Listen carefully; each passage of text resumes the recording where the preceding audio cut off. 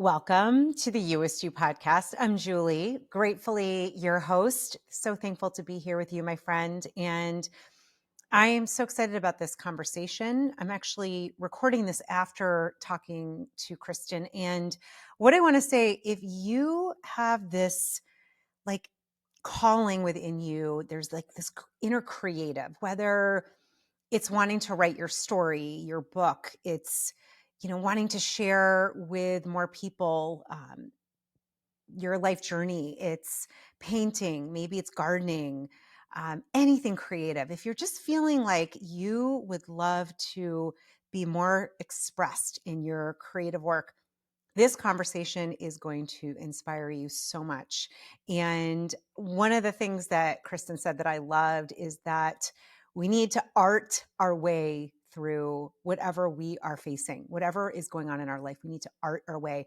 I'm a believer, as she is, that we are all artists. We are all creatives. We come from the creator and we're all here to create in our different ways. So honoring and blessing you as the creative, the artist, the creative, unique, divine individual that you are. I hope that this episode helps you on your deeper creative journey. And as always, take what you like, leave the rest. Hope that you love this conversation. Let me tell you a little bit about Kristen, and then we'll get right into the interview.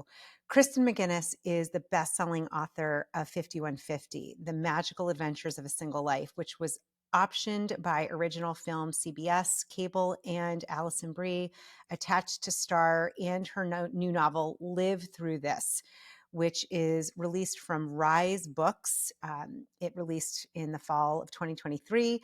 She has over 20 years experience in book publishing, as a writer, an author, and book publisher, such as houses St. Martin's Press, Simon & Schuster, and Harper Collins.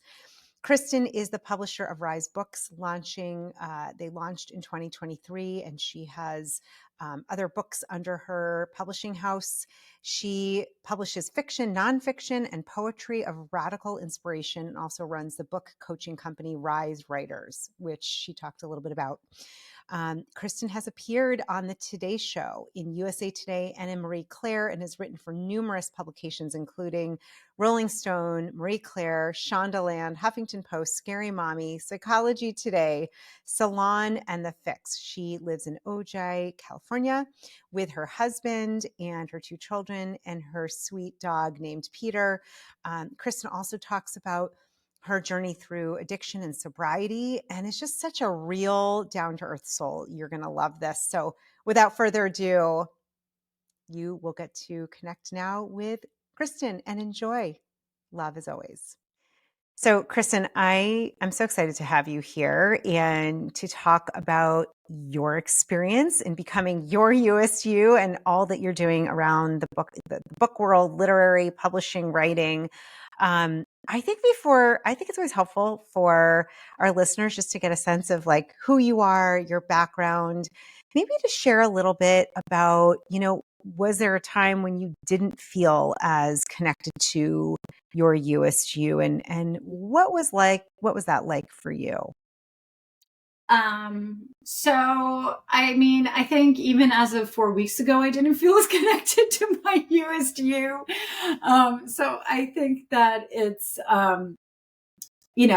I think life is the journey of dropping in and out of that place of feeling centered and connected to like our true selves, and then trying on different hats, some of which feel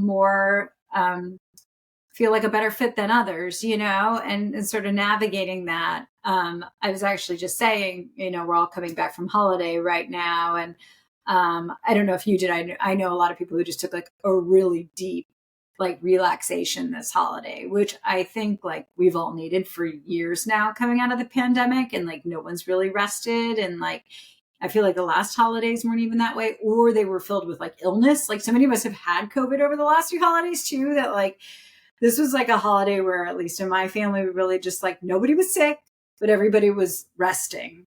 And I feel like my cup has been empty for so long that it's the first time that I'm actually starting a new year with like a full cup.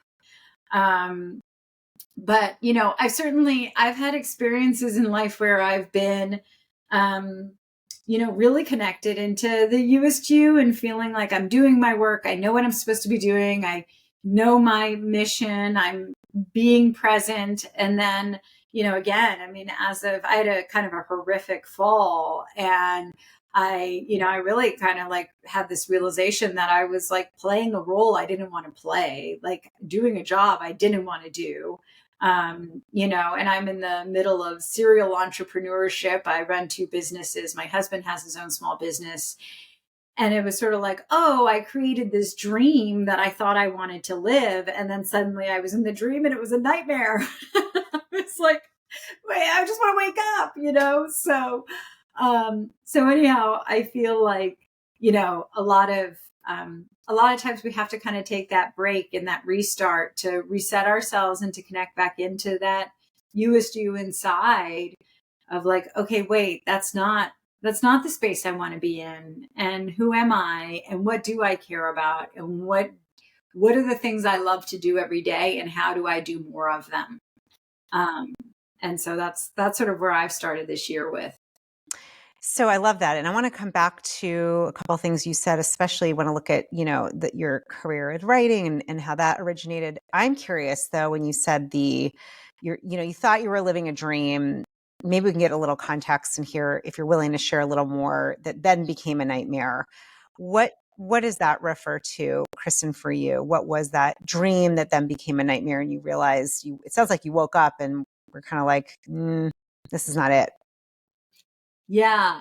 I mean, I think for me, one of the biggest things has been really running my own business, and a few years ago, I could say my professional career, I've been a book editor for many, many years, which then turned into and a writer. And I published my first book in 2010, called 5150, which was just like kind of a fun dating book, but with some very serious undertones. I mean, it was a memoir. It was about my dating life, but it was also about my life. And I was 1 year sober at the time. And I was just kind of like putting the pieces back together of my own life. And I have a pretty crazy family history. So I was also navigating that.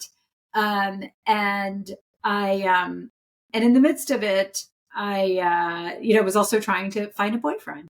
But as I recognized, it was deeper than that, which is, the search for a boyfriend, it can feel really trite sometimes, but actually it's about finding a family. I mean, I wasn't just looking for somebody to date. I was looking for somebody to fall in love with and get married and have children and build a life and home, And so it was a really serious search, and it's and a spiritual search. And the book was very much about both. And so, and out of that, I got into the world of freelance writing. I started ghostwriting other people's books, and then I became a book coach. And then in 2020, in the pandemic, I launched my own book coaching company. And I helped to launch another publishing house called Row House in 2020, that's run by a dear friend of mine, Rebecca Barucki. And then I had already at that point, I had a number of amazing authors that I've been working with that were struggling to get like a traditional publishing deal. And so I wanted to create a home for them. And so I launched a book publishing house, Rise Books, that our first books have just come out this year. But in the midst of all of that, I'll say, I sort of hit this point in the last, I don't know, truly, this is a very recent revelation of just being like, wait, I just wanted to be a writer, like, like I didn't want all this hustle. Like, this is a lot of hustle. Like, I've been fundraising and marketing and staff meetings, and I'm like running a business, and I'm like, I really wanted to be Joan Didion. That was like always the plan. I just wanted to like live in a house in Malibu, smoke cigarettes, and write books. And this has gotten way too complicated. So I really, in the last week, I had this real moment the other night. My husband and I were watching American Symphony. I don't know if you've seen it. It's such a beautiful movie about John Baptiste and his wife, Suleika, and I don't know how to pronounce her last name properly. I think Ajuad.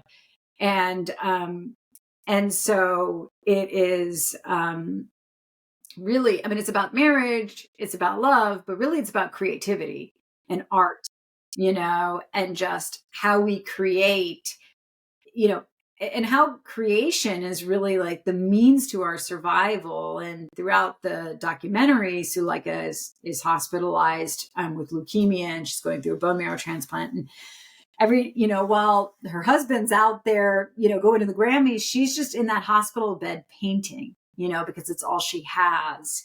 And it just like, I don't know, it just brought me back to this idea that like, that's all we have. We art our way through all things. And if you're an artist, and I mean, I think we all are in our own ways, we find our way to art. And I know for me, my art has always been writing. And I just really had this moment of like, like all of that's great. The companies still exist. I mean, I still have to pay my bills. I still, I mean, I love being a part of it, but not doing it at the sacrifice of my meest me.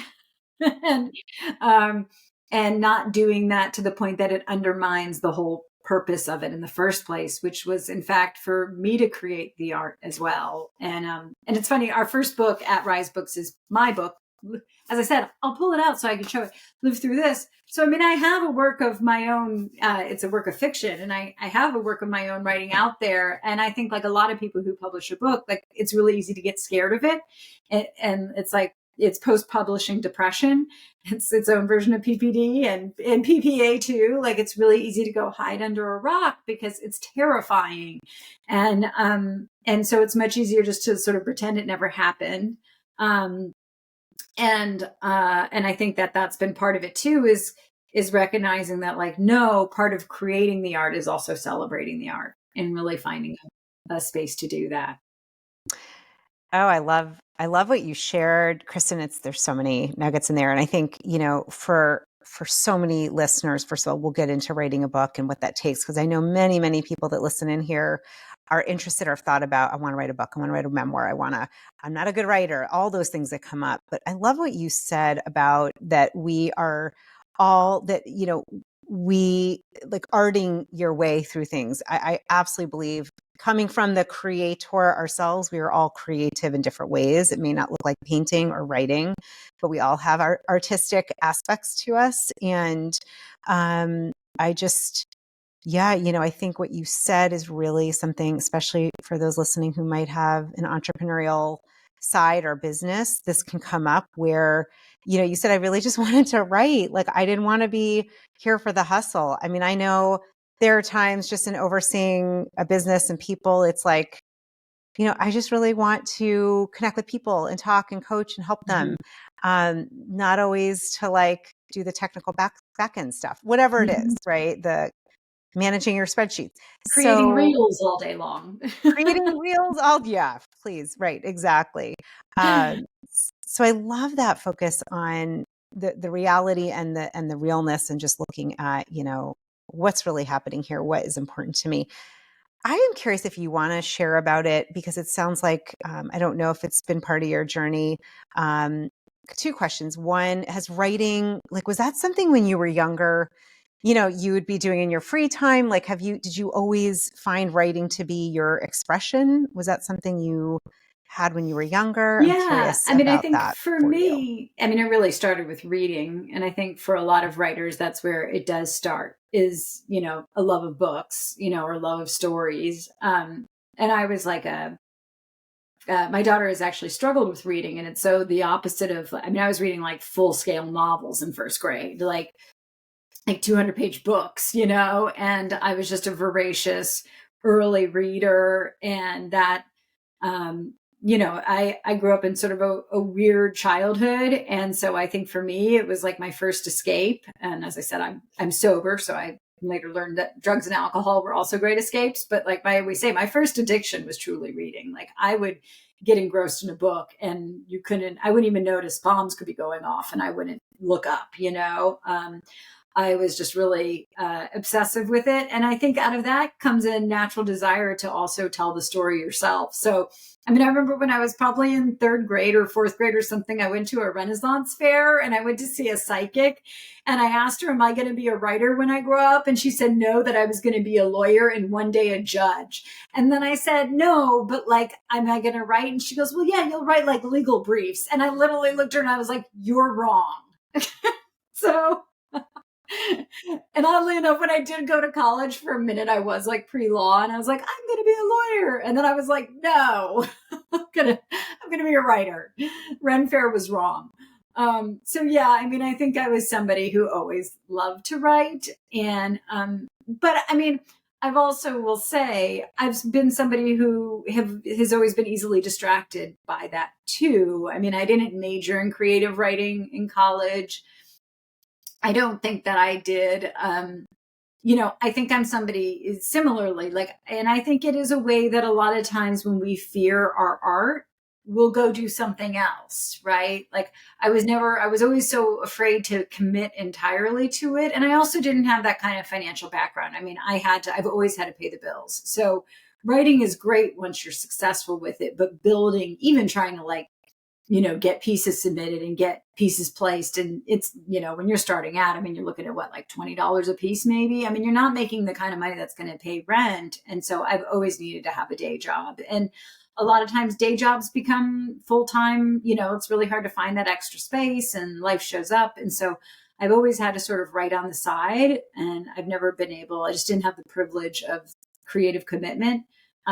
But then on top of that, I think I've also had fear around creative commitment, like a lot of us, of like, okay, how do I just go out there and do it? And I mean, even now with 2 books under my belt, I've ghostwritten 20 other books. I've done so much. I've, written for Rolling Stone and Shondaland and Scary Mommy and all the places.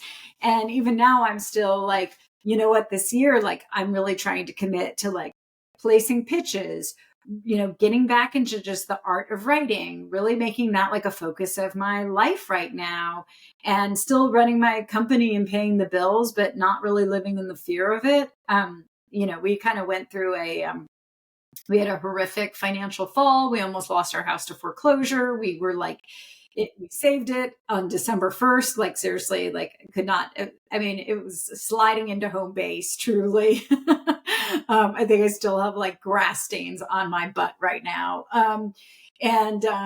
And so, but having come through that, I've also am like, look, if that's as terrifying as our financial life is going to look, like, I would rather do the thing I love, and risk that than have found myself in that position, having done things that I didn't necessarily love, And so I just really like, I do feel that like that meest me kind of came out of it. Like, no, like I need to tap back into the thing that I know I'm here to do. Ren Fair be damned. Ren Fair, psychics, maybe not the best place to get your inner your guidance, but Really not that one. I do trust some psychics, but not that Oh, lady. absolutely. Yeah. Charlatan. Yeah. No, we've had a lot of amazing psychics here. That was Yeah. not the right one. Not the right She one. not. Yeah, she didn't know what she was. Clearly, Yeah. if I'm going to be a district judge at any point, it probably should have been by now. It would be a very late in life career to attempt. So. Yeah. Well, I was going to say, maybe it lit the fire for you to really go into writing, because it was like no way, like your all, alter ego, like I'm not going to be a lawyer. I'm going to write. What do you say to somebody who's listening, who has all the ideas, maybe even has a title, has been taking notes down to write a book, and goes through the washing machine cycle of saying things like, there's so many books out there, not a good writer, I don't know what I have to say that's new, I don't have a big following, like all of these doubts and thoughts, and I don't know where to begin. What would you say to that person? Because I know we have quite a few listening that have things to share, have books in them. Where do they begin? What would you say to them? Hey, it's Julie. I'm just stopping in really, really quick to let you know that enrollment is now open for my next cohort of my Conscious Coach, Life Coach certification training. Our next cohort starts soon. Space is limited. So if you'd like to learn more, just go head over to juliereisler.com/certification. And if this is calling you and you're feeling that urge to help others, to make a bigger difference, and to do that inner work with me as your guide, go save your seat now, and I will hopefully see you soon. Okay, back to the show. Well, first, I always say that 50% of writing is doubting yourself, and the other 50% is overcoming that doubt. So if you're not doubting yourself, you're probably not a writer. I mean, that's like the first step to being a writer, professional and paid or otherwise.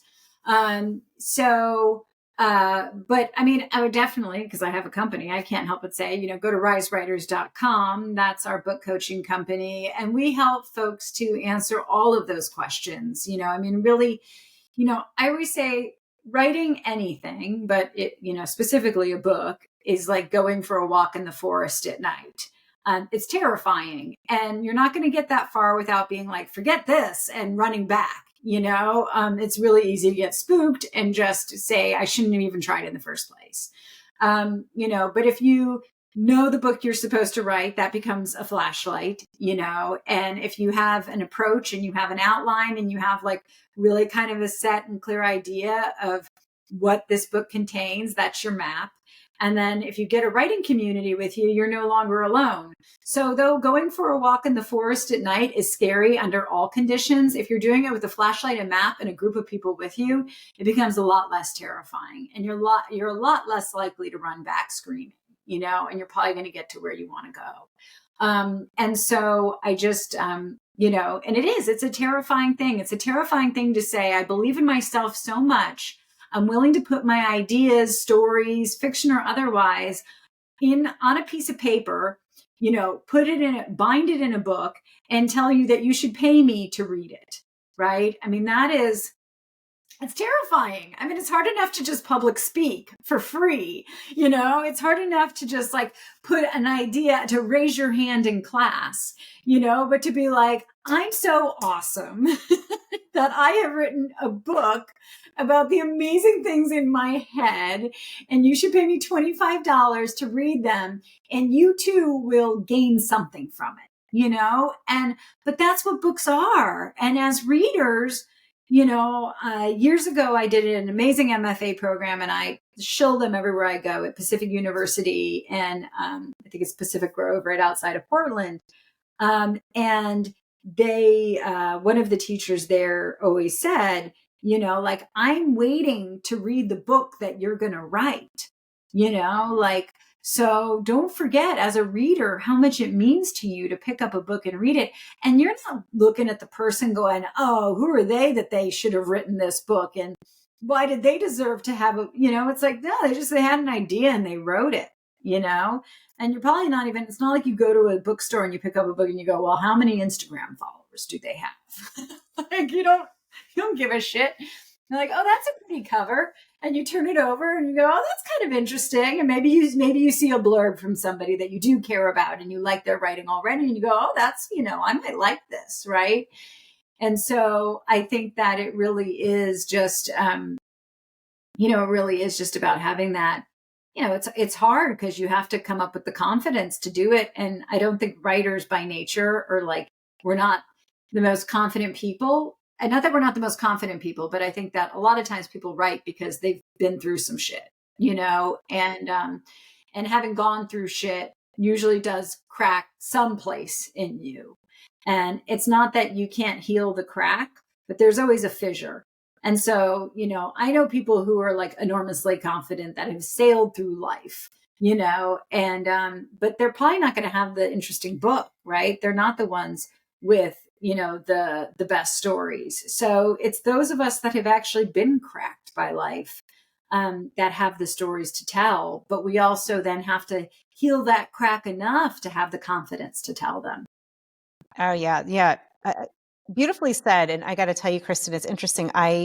am one of those people. I have two books. My first, they're in a series. And for me, I was listening to you and I've talked about this before. I mean, I was like the flowery writer that was told, like, you write way too many words. You're verbose. Like, Yeah. I just remember all these comments from my teachers. I did well, but like, I was not like the esteemed writer in my classes. And I, I'd love to hear more about your experience as well with sobriety.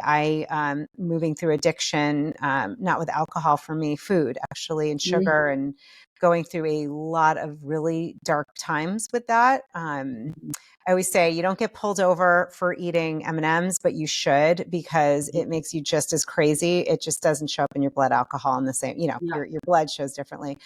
And the book that I wrote, it's funny, I had all those thoughts in my head, like, who am I to write this? And like, what am I even? And when I got that it's just not about me anyhow, and there got to be others that are struggling with loving themselves, Yeah. this book wrote itself. And so I'm curious, how has your journey with sobriety, addiction, recovery, how has that supported or guided you in your career and your writing? Well, I mean, in a lot of ways, one, it's a topic that I've written about too. I mean, my first book is really, focused on that journey of being, I got sober, the first time when I was like 27. I was sober for about a year and a half, and I relapsed for a very brief period. So when I got sober again, I was 29. So that was sort of when I started to really put my life back together. I wasn't born there, but grew up in Dallas, and I went home to Dallas to live with my uncle during my first round of sobriety. And then the second round, I was back in LA. And so, which is, I knew where I wanted to be, but I was really rebuilding my life. I've been living with my uncle, so it was finally, I was like in my own apartment, and I had to pay my bills, and, I had like my car payments, and, I had to go be a grown up, and I was 29, and I was like being a grown up for the first time. I always said, like, I mean, still to this day, I'm always shocked when there's stamps in my wallet, and I have two children and like a house in the suburbs that I own, but like, I'm still like, what, stamps? I mean, I'm terrible at making it to the post office, as anyone who knows me knows. Like, that's like my grandmother's always like, literally, there's like a postal place like up the street from my house. And I remember when she finally came to visit us for the first time, and like, I could never send anything. And she was like, are you kidding me? This is where the postal place is. It's like 2 minutes away from your house. I'm like, it doesn't matter. Like mailing something. But yeah, I mean, just the fact, I mean, I don't think I had put anything in the mail in years. Like, that was just crazy. I barely paid bills, and I really just didn't know how to function as any kind of adult. And I was 29. And so my first book is about going on a bunch of dates, sober. Um, and, um, and really beginning to also define my spirituality, as I was coming into this new adulthood, and again, the search for romance. And so after that, if you write a recovery book, which it wasn't quit lit per se, because it wasn't just about that experience, but it was certainly like Sober in the City is when we were trying to make it a TV show, that's how we pitched it.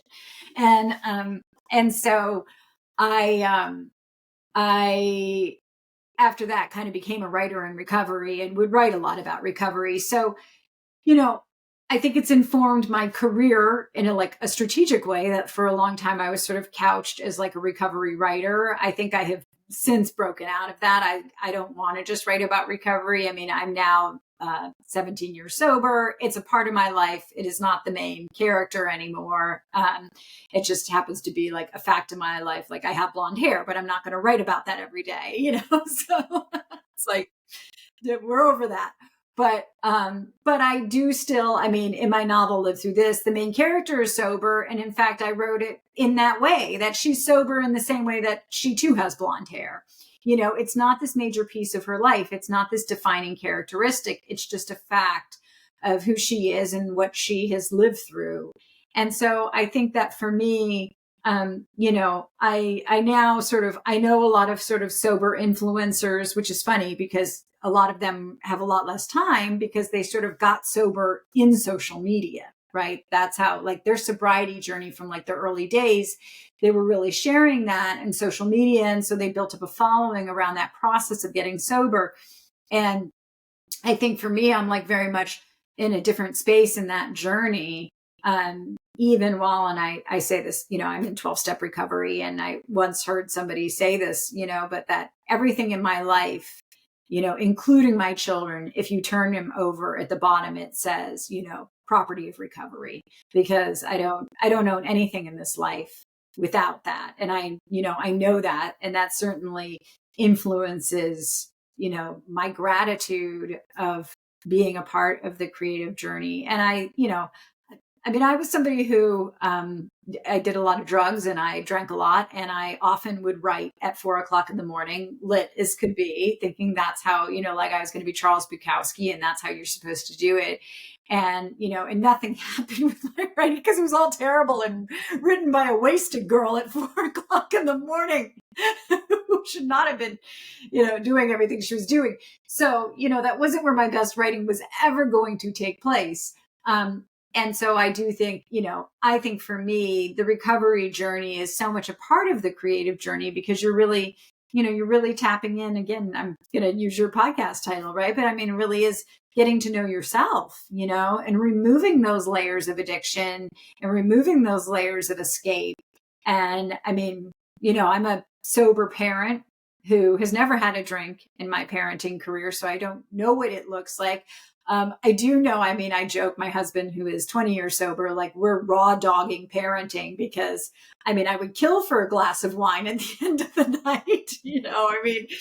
I definitely feel like, man, we got no lube in this action. It is just, it is just us and 2 kids and bedtimes that never happen on time. And nobody wants to put on a pair of jammies in this house, without kicking you in the face. So I do, I recognize that I wish there was a more, when they say gentle parenting, I'm like, does that include alcohol? Because it's real hard to gentle sober parent. That's a dynamic. I have not reached that level of Zen. But I do feel that in writing, that rawness of recovery, that rawness of connecting into who we really are, allows us to really tap, our deepest creative wells. Mm. Oh, my heart is with you. I love that reminder, that everything is, if you turned it upside down, it's property of recovery. And I think for those listening, I know there are others that identify, with addiction or struggles like that. And, what I've found is that I've definitely heard this also through 12-step recovery as well, is that, your message can come through the mess. Like the mess, it allows for you to see the message. And kudos to you doing parenting sans alcohol. I say that for myself, like, no sugar, no food, like there's nothing. It's just, Yeah. it's like, what is it called when you rappel without a rope? It's like, feels like that sometimes. Like, we're Yeah. just on the rock by Yeah. ourselves, like, Totally. yeah, without much of a harness, and Yeah. super fun sometimes, obviously sarcastic, wink, wink. Just appreciate, though, your sharing that, and I think that can, while it's not your identity, it can inform and has informed your work. And also,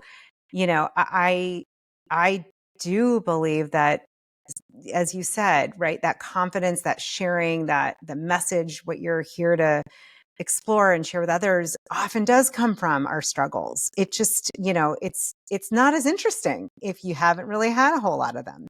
And anyhow, just love how you are going after, the first addiction you had, which obviously is a great addiction, which is books and reading and writing. And I think you're choosing to be your youest you it's inspirational, Kristen. And I always love, cheering and supporting and championing people that are doing that, especially women that are doing that, and especially women who are in recovery, frankly, and also, deciding and choosing, I'm going to honor my gifts. I'm going to honor the deeper spiritual gifts and talents that I have. And and it doesn't have to be perfect. Being my me is me, being your you is you. It's not about perfection. Um, any Before we wrap, I know there's so much wisdom within you, and I just know from doing this kind of writing and deep introspective work and recovery work, there's a lot in there. So I always like to ask, this is my ending question. I call them heart flares, where I didn't ask you something perhaps, but your heart is like, hold on, wait a minute, hold the phone. I want to share this. So any heart flares, Kristen, that you want to share? Yeah, in recovery, we call them burning desires, right? It's like, oh wait, I got something to say here. Yeah. Yeah, I think for me, I think, I think just at least again, my own recent journey is just this really kind of reconnection into creativity, and reclaiming the creative within us. And I just want to say in honor, like, as I sort of said at the beginning, I think that we have all been, I mean, obviously there's a lot of chaos right now going on, like in the world as we speak, right? So it's not like the world just suddenly was like, oh, and now everything's back to normal, right? Um, but the last few years of pandemic, and as we come up upon this 4-year anniversary of it, like, I mean, I personally lost someone very close to me to COVID. But even without that, even if, that hadn't been my story, we all have been through so much in the last 4 years. And I think that we were never given the space to recover. We were just like kicked out of the hospital, like, and kind of tossed to the street and was like, go back to work. And everybody's like, wait, what? Like the silver blanket was still wrapped around our shoulders, and our lives were just turned upside down. And I think there were a lot of like, again, I know there was a period where it was like, don't say silver linings. But I mean, again, having lost somebody to COVID, I can say there were also these like really wild blessings that came out of it. And this idea of like, when we shut down and locked down and all these different things, but like what it did to us all, psychologically was so huge. And I don't think we've really had the space yet to recover. And I will say, I know, at least for myself, I think I hit a real wall with like, I'm just supposed to keep going through grief, through trauma, through, fear, through like life, just suddenly ending one day. And then all of a sudden it was like everybody turned the power back on. It was like, oh, we're fine. And then having to just navigate that and be like, okay, we're fine. And then we're totally not fine, and just owning that for each of us, because I think it's something that we don't really own culturally. And I think it's showing up in so many different ways across our human landscape. And I know, again, just having had that moment this weekend of realizing like, wait, really the key is the creativity, right? The key is really like tapping into the thing that we're meant to do here. Whatever that thing was that like when we went into lockdown and you were like, that's the thing I need to do, whether it was like make bread or write the book or paint or, suddenly pick up pottery, whatever the lockdown hobby was, is like the thing we all need to return to now, because I think that is how we heal. And I think it's also like our rewards for surviving, and just, tying back to that moment in American Symphony and realizing that like we paint to survive, we art our way through it. And I think for the last few years, we just thought we had to work our way back to normal, but actually we don't. We have to art our way to a new future. And, so I know that's what I've tried to do with my own personal expressions and the book I've written and the books I publish, but also I think it's just something we all need to pull in intimately into our own lives. Oh, thank you so much, Kristen. So powerful. And I'll just put that back out to you, beloved listener. Thank you for being with us. And I love what Kristen said, to art your way through things. Pick up, what was it that you that you loved to do during that lockdown period? What were those aspects, those creative aspects? And are you willing to revisit them, to play with them? And remember, you have that creativity within you too, no matter how that shows up. Kristen, thank you. I so appreciate you. You're being your you. I think the more stories we tell like this, the more inspiring it is. And builds that courage muscle for those that might feel like, I don't know if I can do that, or I've had addiction in the past, or I've had this struggle, or I don't know, whatever's going on, just to remember that those stories in our head have nothing to do with who we really are, and to just give space to allow that art to come through, to play, to create. And thank you for being an inspiration and sharing your story here. Thank you. Appreciate being on. My friend, I'm so grateful and honored to be here with you on your journey and being your US you. Thank you for watching this episode, for being part of this incredible community and this mission to really step into your light, to your highest purpose. I believe that as we all do that, we all can really be our best selves and uplift consciousness in humanity. So thank you. I also wanted to say that if you are looking for greater support right now, maybe you're having a health concern, or you're looking to really step into that next version, best version of yourself, please come connect with me, whether it's for more resources or coaching or guidance. I would love to support you in any way that I can. Just go to juliereisler.com. You can book a powerful one-on-one breakthrough session there. You can connect with me. I would love to meet you. I'd love to hear how I can be on this journey with you. And before I forget, if you'd like a little more of this good vibe tribe and would like to digest these episodes with a high vibe community, just go to Facebook and look up the USU podcast community. You'll find us there. Love always. And thank you so much for taking the time and energy to truly stepping into your authenticity and being your USU.